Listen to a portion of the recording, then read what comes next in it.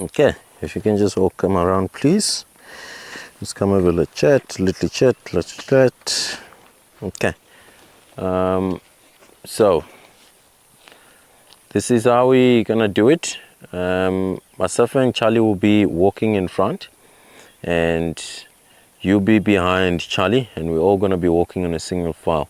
And we'll then have Nick just right behind you, and Maxi as well, just behind Nick. So we're all gonna be walking in a single file. Although every now and then when we have tracks to interpret, we sort of come in a half moon circle like that. And we talk about it. When we're done, then we get to our single file, continue walking. When we are walking, there is not going to be any talking. We're going to be using hand signals to communicate. And if you want to communicate with us at the back, you just click your finger or you just tap your thigh. And myself and Charlie will have a stop, and then we see whatever that you're going to be looking at. If there's anything that we're going to be laying back to you guys, this means you stop, and this is you freeze. Okay, and this means you stand still. There's something that we have seen, we need to assess that, and we need to take an action immediately. Okay, other than that, it's gonna be a very smooth one, not gonna be a very long one. We're gonna be trying to focus on the tracks that we've done in the morning, just sort of a repetition and introducing a couple of those that we did not find in the morning as well. Right, do you have any questions for me at the moment? No. You're all good? Okay. If there's any animal or anything to change behavior and come towards myself and Charlie, you stand still. We'll tell you exactly what to do. There's no running or anything like that. If there's no command from the two of us, you just stand dead still up until we give you a command of what to do next. Okay. Everyone ready? Okay. Can I borrow your walking stick? Let's borrow Doreen is the name of the stick.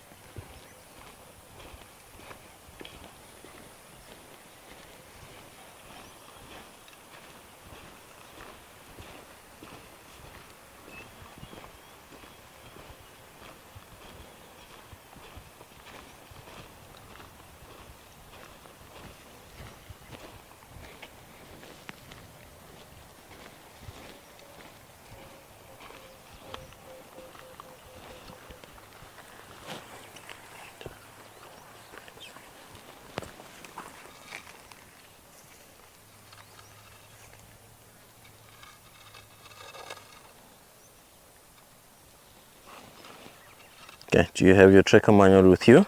Yes. Okay. Just pull that one out and we'll sort of have a chat. Can I try? Identify? Of course, yes you may. I'd really love that. It's a large spotted genet. A large spotted genet. Good thinking actually. Just bring your book closer. Front page of your book. Front page, the actual cover. You can just put it there. There we go. Okay, so it's actually a good thinking of a large spotted genet, because this animal at the moment, yes, it's quite small, but a little bit bigger than an African, like a large spotted genet. So what you're actually looking at is what we call an African civet. Okay, so what you're looking at is just a very big pad. Remember, approximately your genet track is going to be like 22, 24 millimeters. And now you are looking at a very big thing. If you had to compare it size-wise with stuff that we actually used to, it's going to be maybe a 5 Rand coin. A genet, approximately the size of your thumb. So there's a huge size difference. As soon as we see another track which will be over genet, I'll show it to you. But what do we have here now? If you look onto this is a pad. And just want you to pay attention to the leading edge of the pad. It's quite more flat on top. Can you see? It comes more square right there on top. and as it comes down, this is quite more thicker compared to the other side, am I right? Yeah. So you're actually looking at a track like that with the pad, and the pad just right on top. It's quite more flat. It's not concaved, and it's not in an arc. It's just like very flat. There's no indentation as a dimple on top of the pad. It's just very flat. So that's that you're looking at. And you have this part which is going to come quite more thicker and hangs a little bit lower. So you're having that. And you then have this portion, which is that portion. If I had to take a chance and draw this track, I would actually try give something like this. As indicated, the pad is going to be more flat on top. I'm just going to start with that flat pad on top. Then I try draw this part. I'll probably go by doing that. But I would rather need to refer again. I see it comes down and a little bit thick, and I pull it up a bit. And the situation of this part, it comes like that. Am I right? So now I do see that the outside toes, they are not of the same shape with the middle toes. Outside toes are quite more round. So I will put my finger just around like that. So I have some sort of a round thing, and I try draw the other toe, and it gives me another round. Why am I drawing my toes just on the outside of the pad? If you look, the toes have actually followed the shape of the pad. Where there's an arc, that's where the two toes are situated. Hence I've drawn them right there. Then I have two oval toes, which is just situated right on top of the pad. So these are two ovals to me, and which is that. And if I look at this, looks approximately like that, and it does look a little bit like that. So I'm having two oval toes, which is these two, and I've got two round ones on the outside, which is these two, and it's these two. And I've got a pad which is quite more flat on top, has a one lobe which is bigger, and which is that, and it comes more smaller to that side. The overall shape of my track is round. Okay. And the spotted genet is not round? It's going to be round and way smaller. So if you had to take a size of a large spotted genet, it will be a size of a thumb, and relating it to the track itself, it will actually fit inside the pad. So you're gonna measure something like 60. That's a little bit bigger. I think you went a little bit further away from the toes.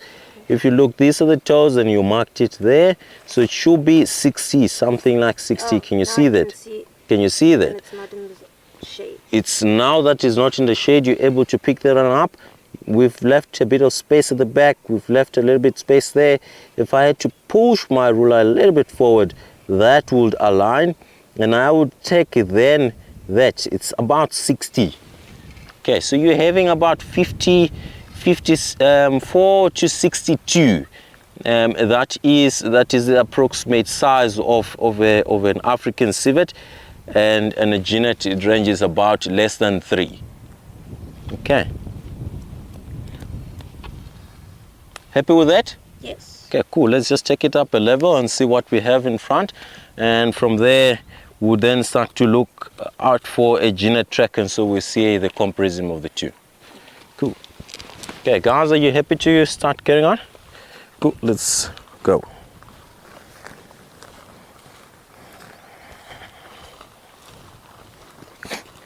Oh, wow.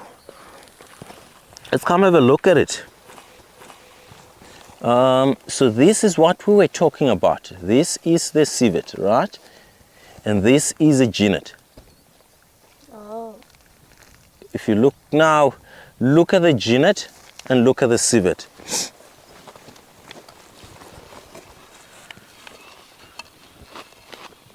Cross. Okay. Remember this grass. What is this grass? Rice. So that rice grass was inside the river. This we said it's a sand quick. Sand quick, which is an increase of 2 and is a subclimax.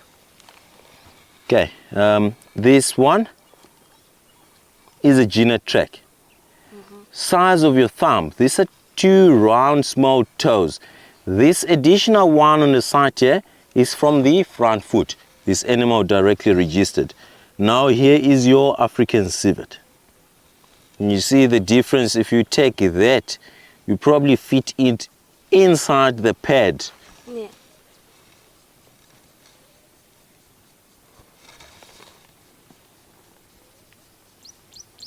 Okay.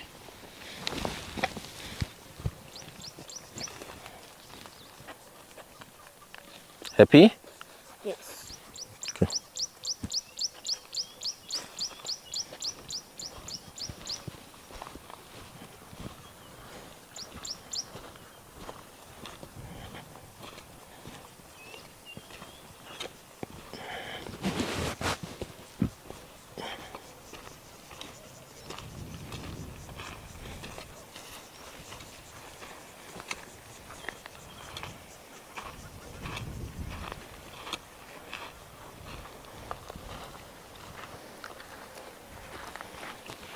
Let's come have a look at this track. Would you want to take a guess of who that is? Yes. Yes, give it a try. What do you think? Hyena. A spotted hyena. Well done. Because the toes are shaped funny. Okay. Not symmetrical. Well, there we go. I wanted that part symmetrical and asymmetrical. Yes. So you are definitely right. This is actually quite more kidney shaped, and the pad itself hangs a little bit lower, which brings about a very asymmetrical shaped pad. And again, the toes are just fitting to each other perfectly like a puzzle itself. So they're quite more squashed to each other. With that as a result, one would probably say there is less negative space between the toes, because then everything is quite squashed to each other. And then this one here, What are you thinking of? that's a baboon. Oh, Right. well done. There we go. There's a baboon track. Let's have a look at it and see, why did you say a baboon? Tell me something Because about it. It actually looks like a hand. I first counted the toes, and then you had mentioned it is plantigrade. Plantigrade, yes. So I saw the long planx, Okay, so those are phalanx. phalanx, Yes, and then the thumb, yes. and then the Pad. pad. Okay, Yeah, so all of that shows hold in on. a plantigrade. A plantigrade. Okay, would you mind you open up your book and just show me, is it front or back? And is it a left or right? So it's left Okay, and front or back? let me try and deduct.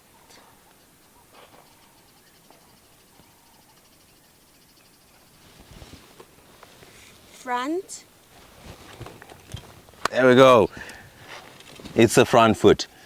Isn't it because obviously they use their hands a lot for balance and for climbing and for jumping, so they land with the front. Okay, that's right. But have you seen them walk? They would actually place half of their front foot like that, and they will give you a full track of the back foot. So let's have a look at what I'm talking about now. Open up on your book, and so we can have a look at it nicely. Okay, just place your book right here at the back. There we go. Now you're having this right? And this is this track. If you look at the palm itself, it's half of the palm, right? It comes around like that, and you then have the thumb and then these long toes, which is exactly that. Where is the front foot then? The back foot, I mean. The back foot is actually right here. The back foot is right here. This is the back foot, and it extends lower like that, which is right that. Yeah. Okay, then you have a thumb pad, which is actually there on your hand. And then it goes like this, thumb pad, and then you have the other toes just placed right on top of the pad, which is right there. So though these, both of them are of the right or left foot. So Where's your thumb? if the thumb pad is facing that way, then it's right. There we go. Right, that sounds about good and well done. Thank you. There we go. Are you ready to take it up a level again? Yes. Let's see what unfolds. So actually the large spotted genet actually doesn't have a large print No. compared to the African civet, because the African civet is, its print is larger than the spotted genet. So Yes. it's like kind of ironic. So the large spotted and small spotted, it's actually within the genets. It doesn't mean a large, even larger to a civet. So what do you call that? An African civet is not part of the family of the spotted genets. So there is what we call large spotted genet and a small spotted genet as well. So that is where the large and small comes from. It has nothing to do with the track being larger than that one of an African civet. Oh, so the small spotted genet would have a smaller track than... It's actually very, very, very, very small differences between the two.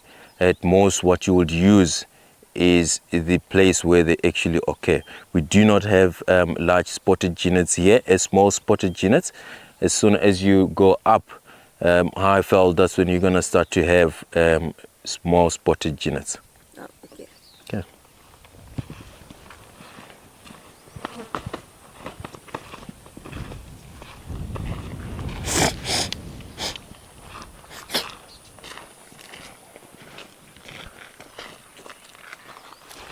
Wow, look at that. Would you like to take a guess who this could be? Just digging there. Aardvark. Aardvark. How did you know that? Well, because warthogs normally like to use old termite mounds, and hyenas as well, but also hyenas prefer old termite mounds where they can see in an open area. And aardvarks like to stay hidden, so they would choose something where there's a lot of bush area. Okay, so what was the aardvark actually doing here? Was it digging for food? What was he doing? They eat termites, so he could have been digging to get to termites. That sounds about right. Remember what we actually discussed this morning? The tail. This is where the tail was. Yeah. So what the aardvark did, it actually, while it was digging, it stood up. It actually started digging from here, started smelling the termites. It started digging, and as it wanted to go in, it then digged more, and there was a lot of sand piled up right here. It couldn't have a way to push out the sand. The sand kept on falling back. Stood up and it raised its body and it flattened the sand like that. Then it set again and to re-dig again. So you would see a very conical shaped of a pit where they actually dig. I would really love to demonstrate that to you.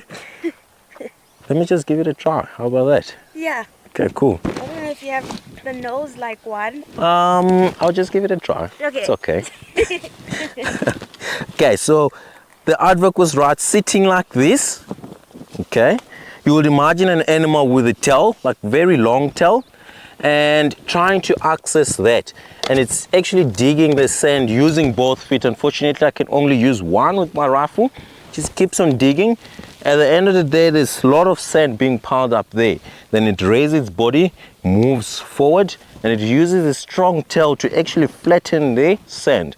That's the reason at the end of the day, this part, just right there, that's the print of the tail, while it actually pushes that sand on the other side like that. Okay. Yeah. I hope that was helpful. Yes. Okay.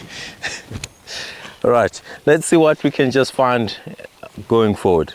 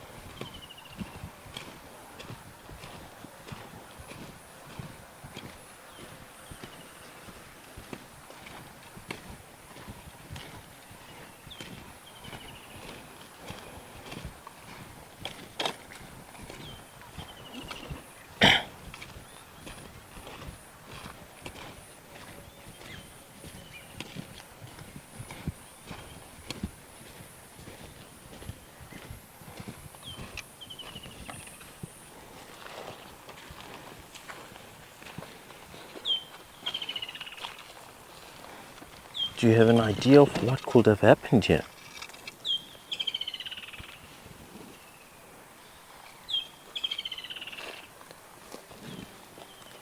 So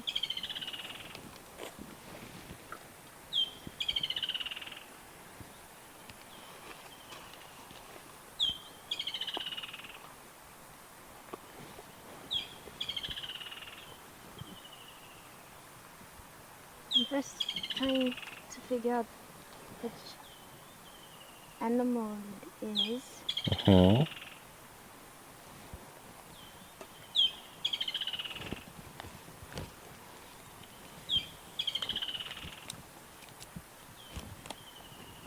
It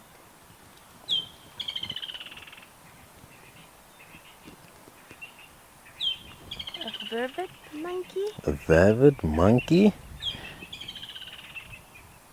Okay, how about we re-look at that? Do you see that you identified this track here? It's a young baboon, which makes it very, very close to the right answer. The track belongs to a plantigrade, yes, but this bigger picture now, this is an elephant. Oh. An elephant. So what did the elephant do right now? It's actually very simple. It used its trunk, do what? Kick, and it takes grass with sand, and it just puts it on its mouth, and it cuts the edge where there is sand on the roots. So all of this, if you look, this has been beaten equal. So remember, when before they put it in their mouth, they actually first hit it against the body, and they shake all of the sand, and still there's still sand grains in there, and they cannot chew that. So they put that into their mouth, and they cut it out with their molars, and it just... So that is basically the root bottom That part. is the root's bottom part. Okay. Although I cutted it a little bit further, and you would also understand that it's currently, the grass, it's quite long, and if it was winter maybe you would have gone a little bit closer just to get access to as much as grass you would need.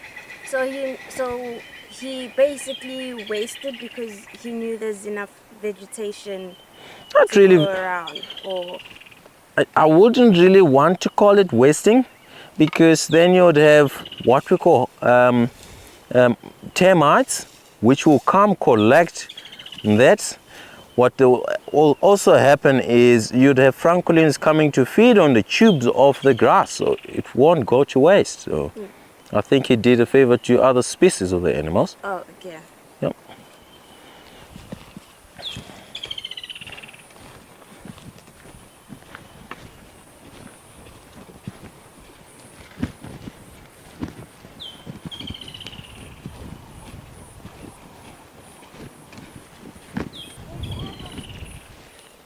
You've got something for me? Yes. Take a look at it. Yes. Do you want me to settle it for you? And I'll give you a chance to identify it.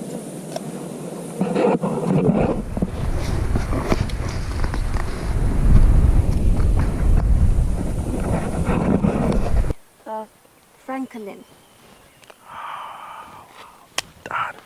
Why do you say it's a francolin? I'm actually very interested now. Well, because I looked at these Toes? toes, Yeah. and then the middle one is quite long, and then there is a faint toe here as well. So that toe is in line with this one. So that would be he or she's right. Right?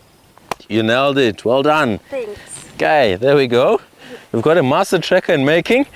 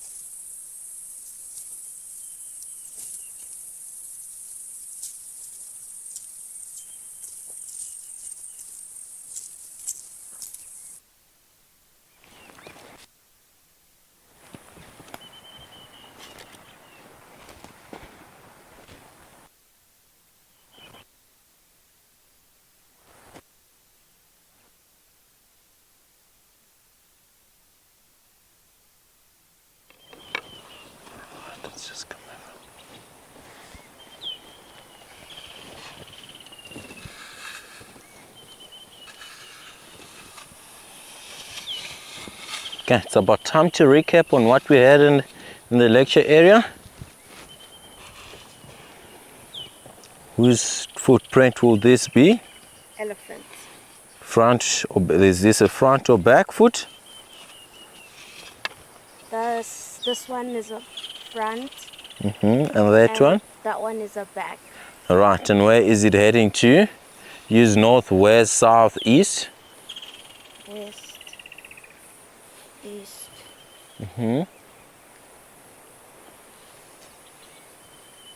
North, south. All right, yes. Heading south.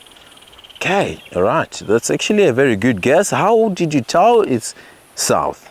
Why is it not north then?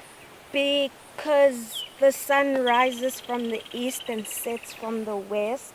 And in primary we learned never eat sour worms.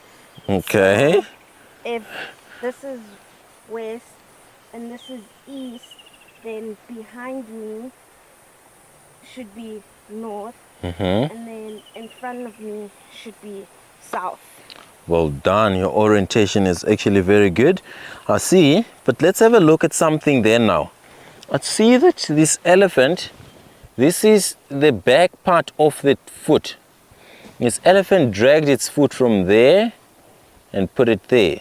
So you're having someone who comes in and pushes. Let me just move back and so you see it. So someone comes with the front foot and does that. Then he pushes down. So that drag, this drag, before the foot actually is placed on the ground fully, is this drag coming in like that. And then now this is the back part of the track, and then coming forward. If you then come, this is the back foot itself. Before this elephant crossed in, it pushed the sand forward, which is this part.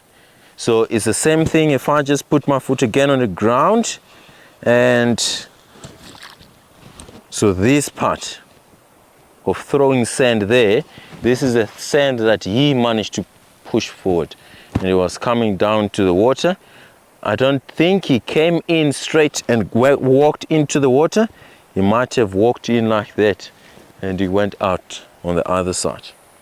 So it's an elephant. Why would he drag his front and then kick the sand with his Back foot. Yeah. Okay. So this is what a foot this is what happens when you then place your foot. When you walk, you're gonna do that. Right? The foot which is following at the back, it just follows and coming in like that. So that's the reason the back foot just follows and then it kicks the sand in front. So there's not a lot of effort from the back foot, it just followed. And again, something that you can actually see is when they start running, both feet do kick in, and you then start to see mostly that happens with young elephants. Have you seen them rushing to water? Then they start running very fast. Both front feet kick sand forward.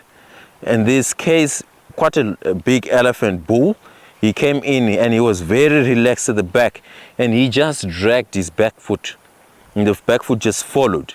So this is the case where he dragged the front foot and the back foot just followed and also kicked sand going forward. So was he relaxed when he did this, or? This was a normal walk, like very relaxed mode, and then he's walking down to water. Okay. So do all elephants walk like that normally, even if you see them on the road? On a medium pace, yes.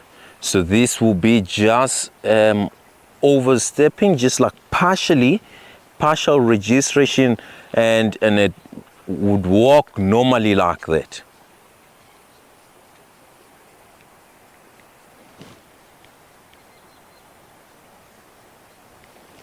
Okay, we're gonna try see if we can access on the other side of the river. Doesn't look like we'll be lucky. I wanted to see if we can get more stock tracks and maybe another vulture. Let's see how it goes. Okay. Yeah.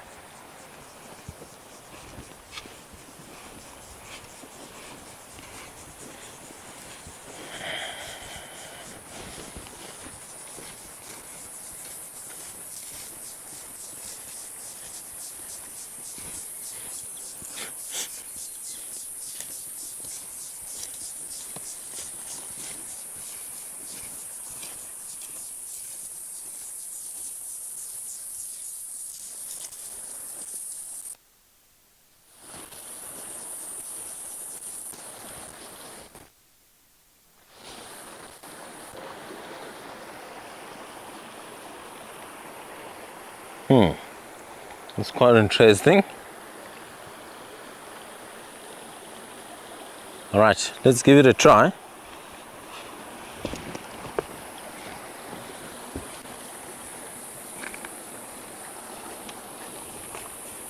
Okay. Doesn't matter how far we go with it now. We've already got something.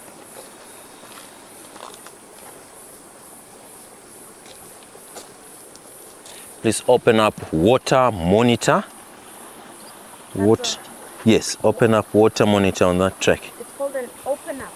Just, I'm saying open up water monitor. I mean on your book.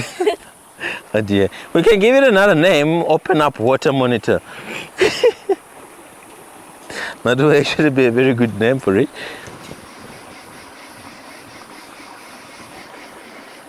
What's wrong with you, Aardvark bubblers?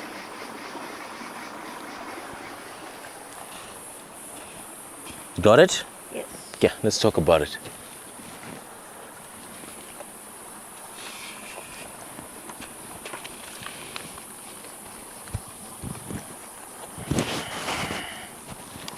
So this would be the right. Because the outer is longer and the inner is shorter. Okay, so look at it this way. This is the tail, which dragged there. And you're right, it's right. The tail is there on the side, which actually followed as it pulled in like that. And then the other feet will have probably been here that has been disturbed by water. So here is another thing to look at. This is the thumb looking like. Okay, and then you would have these long ones, and from the longest one You come twice to that side, which gives you right. Yes. Okay. Water monitor. And then here. Okay, let's start with this one. What's this?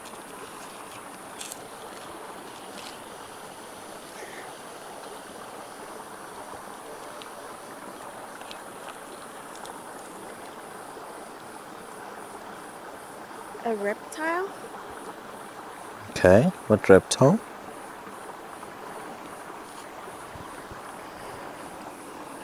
Okay. Don't crack it. It's okay. It's my walking stick. Oh. Okay, I had my walking stick right there when I was talking. Oh. And this is a baboon. Okay, Charlie, let's walk across. Maxi, if I fall, we delete the whole video.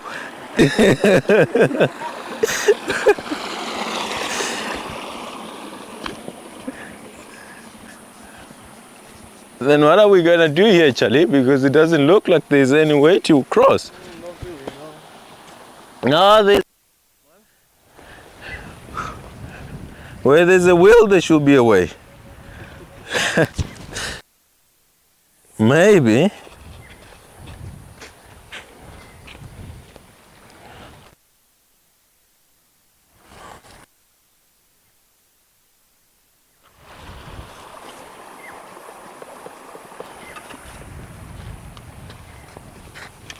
Okay, let's come have a look at this one.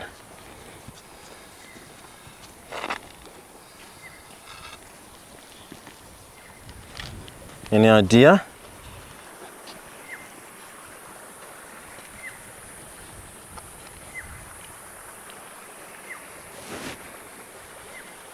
So this is one print. Mm-hmm. And then this is another.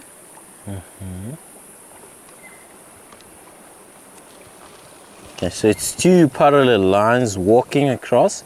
It's closer to water. What are you thinking of? Duck. A duck? Mm-hmm. Closer is right habitat actually. But this is more of a reptile. So this is... it's a terrapin. A Terrapin. Terrapin, terrapin, terrapin. If you look here, where's that one? Like here, it looks like it had some scales underneath the foot. Over there. Which is definitely that.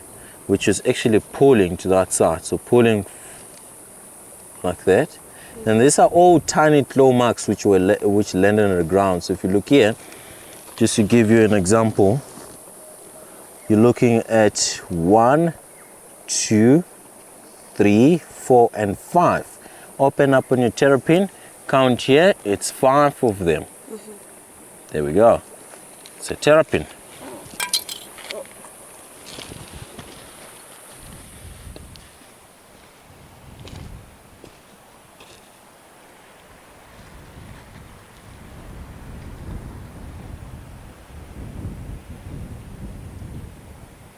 I think we'll be pushing it if we try across there, hey? I think we'll be pushing it. Doesn't look like there's any mud or anything like that. And as soon as we cross to the other side, I don't know whether it's crossable, crossing back to camp. Is the water still flowing like that? A little bit. A little bit. Yeah. And there's not a lot of rocks in front of camp where we can cross back. Okay, so what we can do is we're just gonna go back and walk up like that, back to the road. I know there is kind of soft sand just before there's a big rock there, like very soft sand, and see if we can find some squirrel tracks, lizards, and even more doves as well. Okay.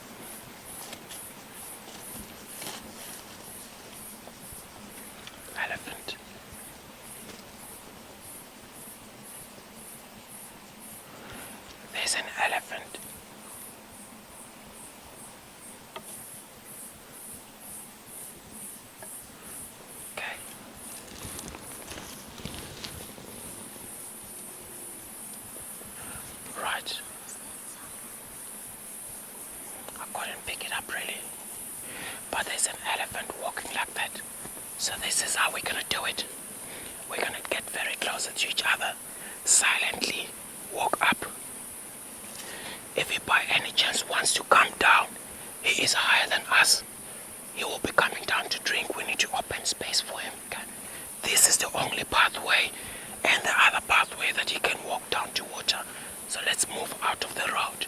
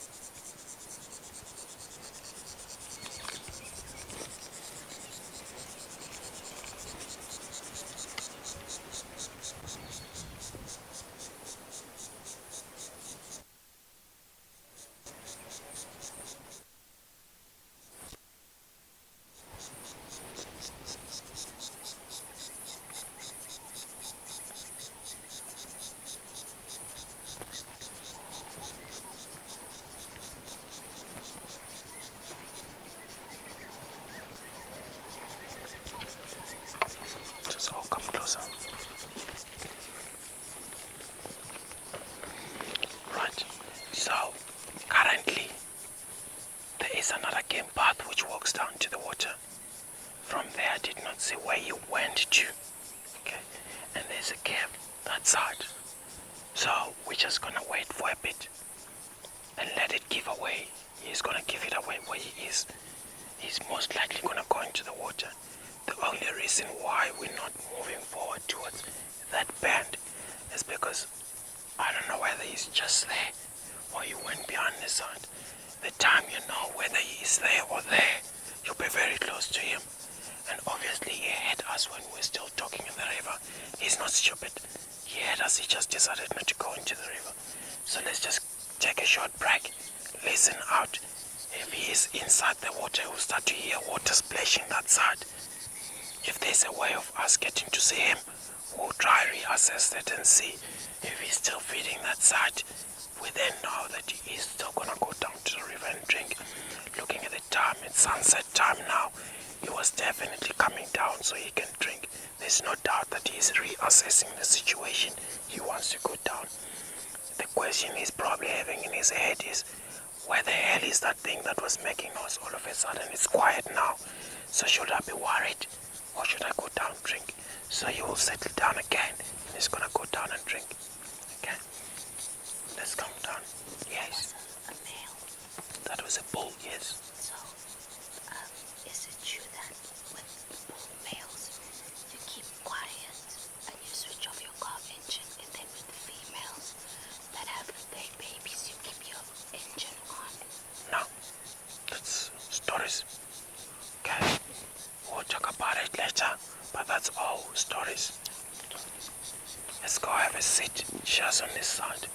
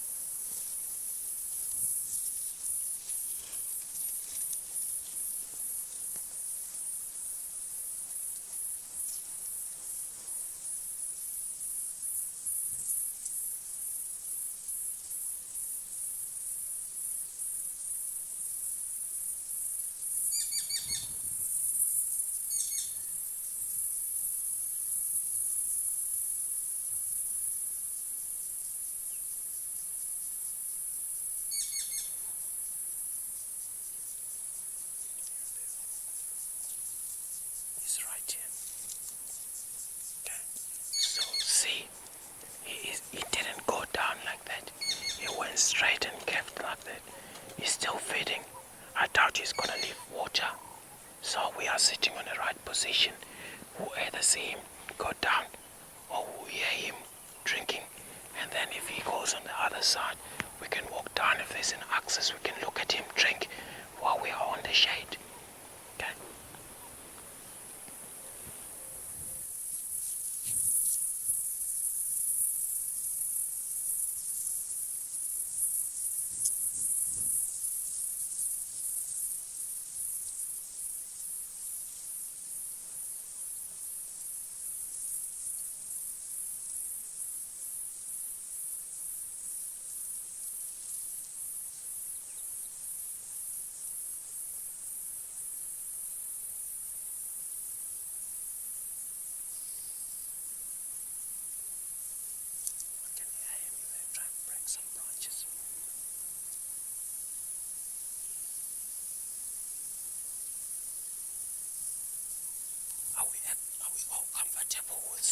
Elephant. Okay.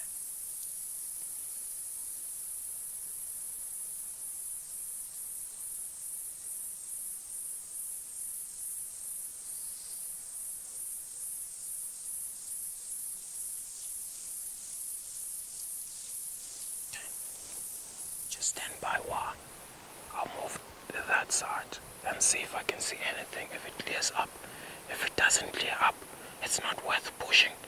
But if it clears up, it's worth giving a try. The wind is in our favor. The sun is in our favor. It just needs to clear up. The terrain will decide whether we see it or we don't see it. If it doesn't work out, we don't push.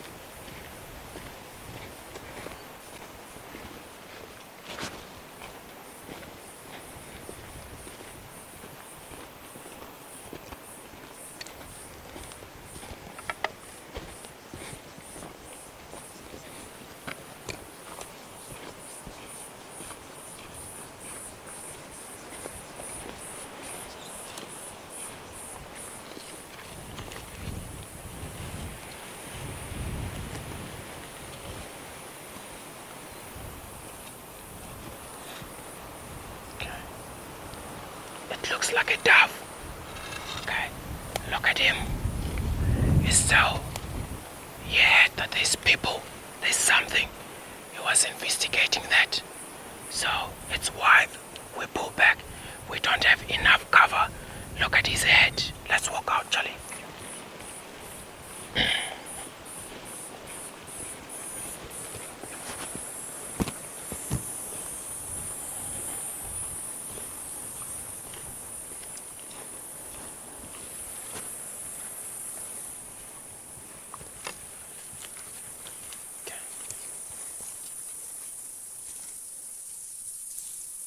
You can stand here, Charlie. Stand there.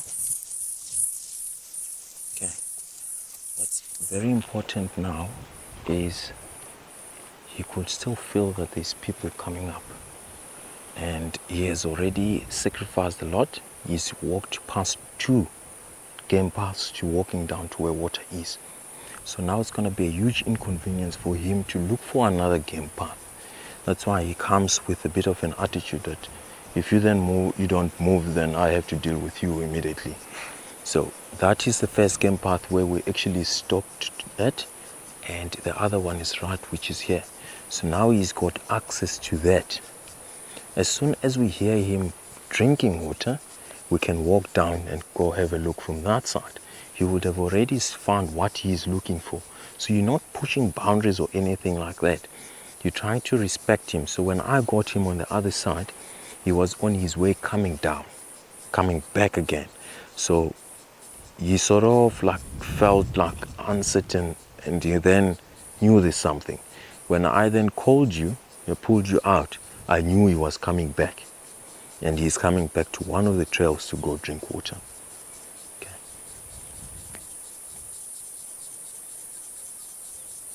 Let's just try and assess the situation. He's definitely going to go drink water down. If it's not worth it and we're not going to see him on that band, it doesn't matter, we've seen an elephant. Okay.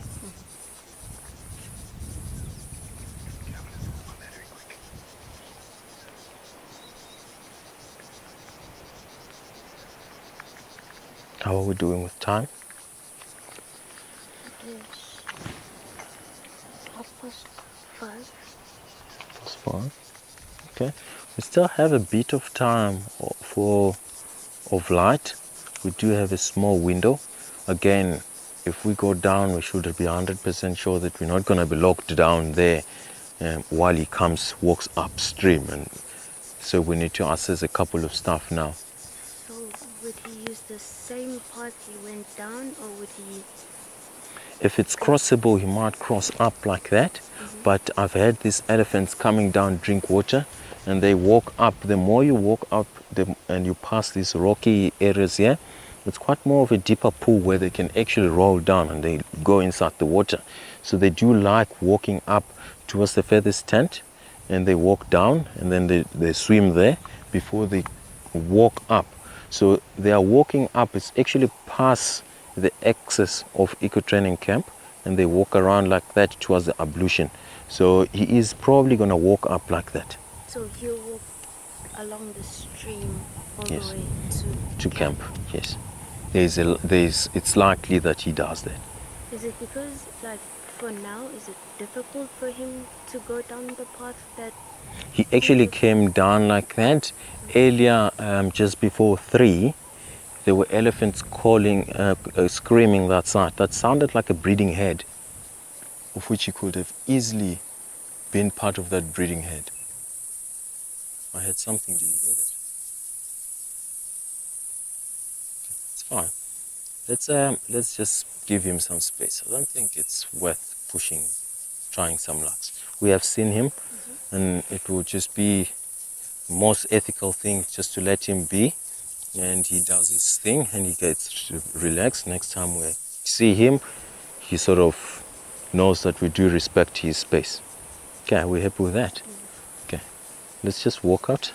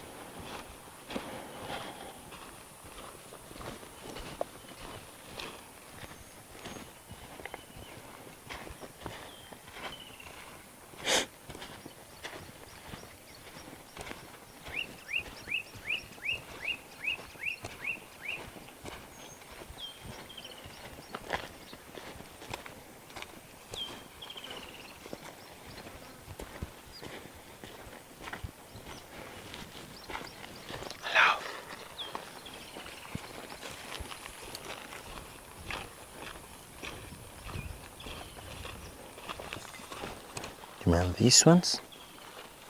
Yeah. What do you think it looks like?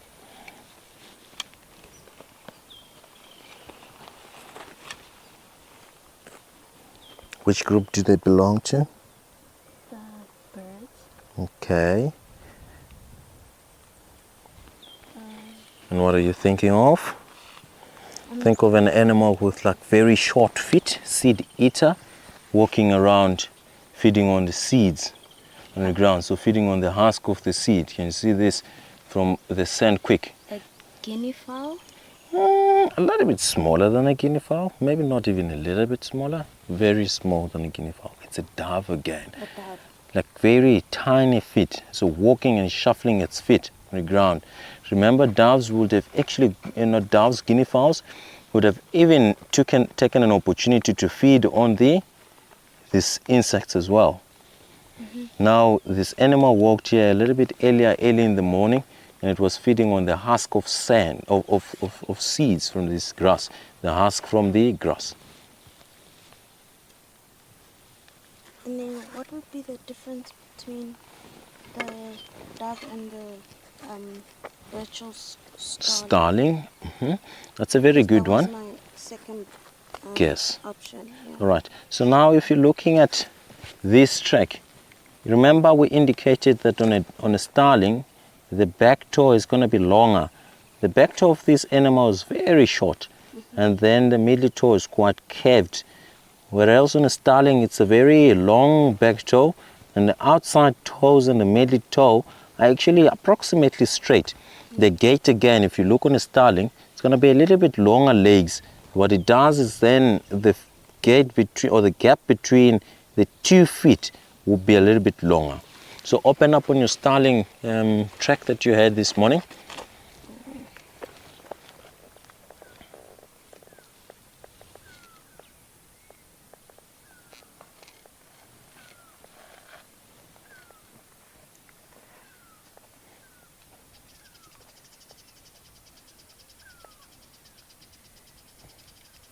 Just before those tracks. Now that was another year ago. So if you put that one a little bit down, yes, look at the gap between this and that. You can actually fit in almost your hand there, right? Yeah. Let's read it again. So resume this picture with that ruler. So it's about 50, 60, 50, 60, 70, 80, 90, 20. Okay, so it's approximately 100 of a distance apart from the feet. So this is one track and the next track is there. There's about 100 millimeters of distance apart from each other. Whereas if you look here, not even a finger would fit in there. So there is no gap at all between the feet.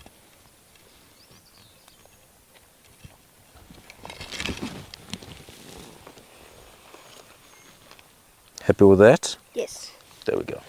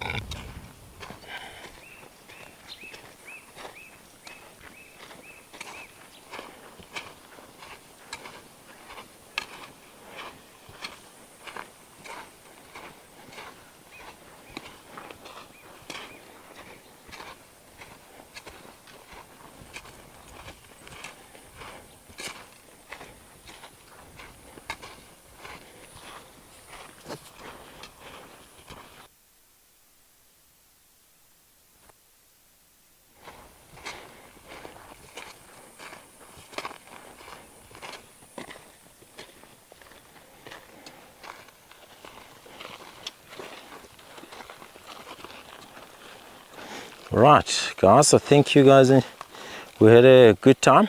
Not sure if you enjoyed it or not. It was actually a very beautiful one.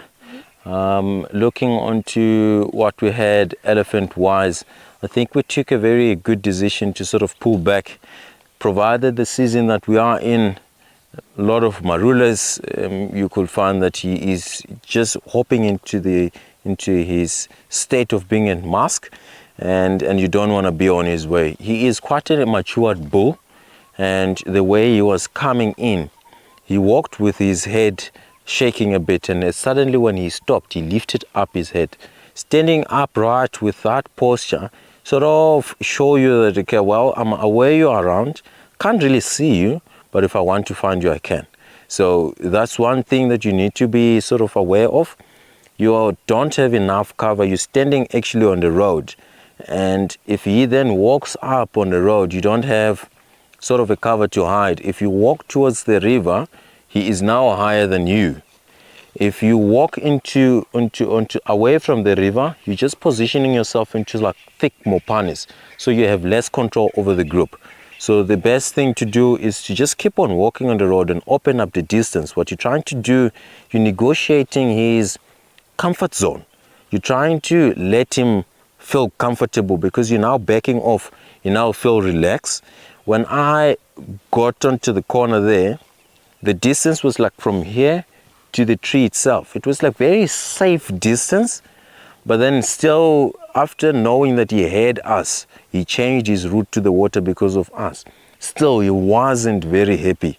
So when I pulled back, he walked onto the road. He wanted to see where exactly this thing was.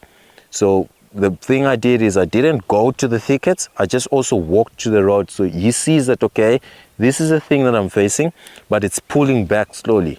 So I pulled out, then called you guys and to walk out together with you. And so we had created even more distance. So he felt quite comfortable and he walked down. So I think that was well handled. I don't think next time meeting him, he will be a little bit grumpy. We already created a relationship, negotiated a very good relationship with him. Let's see how it goes next time. Now myself and Charlie will actually unload our rifles. We'll then walk back to camp. Done for the day? Yes. Oh. Oh, I knew you would wish we had a little bit longer session. Yeah. No problem. Tomorrow morning, Okay. we resume 5:30. Okay. Cool.